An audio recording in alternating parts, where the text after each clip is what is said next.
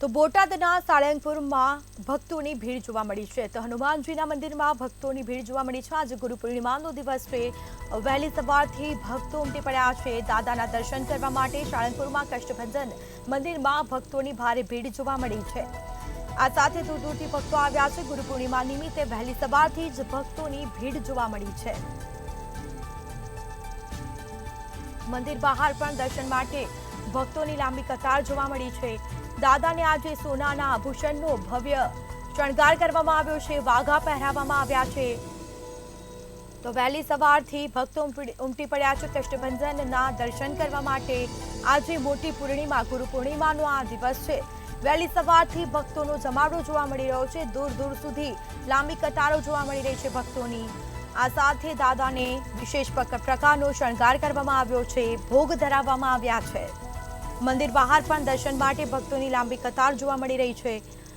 દાદાને આજે સોનાના આભૂષણનો ભવ્ય શણગાર કરવામાં આવ્યો। વાઘા પહેરાવવામાં આવ્યા છે। આજે મોટી પૂર્ણિમા છે। ગુરુ પૂર્ણિમાનો આ દિવસ છે અને સાળંગપુર ખાતે લોકોની ભીડ ઉમટી પડી છે। કષ્ટભંજન હનુમાનજીના દર્શન માટે લોકો ઉમટી પડ્યા છે। દૂર દૂરથી લોકો દર્શનાર્થે આવી રહ્યા છે। જય કષ્ટભંજન દેવ। આજે પવિત્ર ગુરુ પૂર્ણિમાનો દિવસ છે। આજે ગુરુ ઋણમાંથી મુક્ત થવાનો દિવસ છે। ગુરુને યાદ કરવાનો દિવસ છે। આપણા જીવનની અંદર આપણે જે કોઈ કળાઓ શીખ્યા હોય કે પછી પગથિયું ચડવાનું કોઈ પણ હોય, બાળ મંદિરથી માંડીને જે આપણે વિદ્યાભ્યાસ કર્યો છે એ બધા આપણા ગુરુજનો કહેવાય। સાધુ સંતો મહંતો એ આપણા ગુરુજનો કહેવાય। જેણે આપણા જીવનની અંદર સંસ્કારનું સિંચન કર્યું છે એના ઋણમાંથી મુક્ત થવાનો આજનો આ દિવસ છે।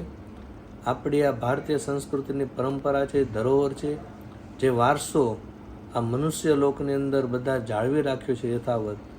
ત્યારે આજે ગુરુ પરંપરાની જાળવણી માટે તમે બધા જે ગુરુ ઋણમાંથી મુક્ત થવા માટે ભગવાનનું પૂજન કરવા માટે આવી રહ્યા છો। વિશ્વભરમાં જ્યારે ગુરુ પૂર્ણિમાનો જે તહેવાર છે તે ઉજવવામાં આવે છે, ત્યારે આજે બોટાદ જિલ્લાનું જે સાળંગપુર છે, વિશ્વવિખ્યાત સાળંગપુર હનુમાનજી મંદિર ખાતે આજે હરિભક્તોની છે તે લાઈન જોવા મળી છે। ઘોડાપુર જે છે તે વહેલી સવારથી ઉમટી પડ્યું છે। ત્યારે દાદાના ચરણોમાં શીશ નમાવી અને લોકો આજે ધન્યતા અનુભવતા હોય છે। અલગ અલગ જગ્યાએ ગુરુ પૂર્ણિમાના જે તહેવાર ઉજવવામાં આવે છે, પણ આ સાળંગપુર ખાતે જે મોટી સંખ્યામાં લાઈન પણ જોવા મળી છે અને અહીંયા મંદિર પ્રશાસન દ્વારા જે અલગ અલગ વ્યવસ્થા પણ રાખવામાં આવી છે। મંતવ્ય ન્યૂઝ, હરેશ પડગીર, સાળંગપુર।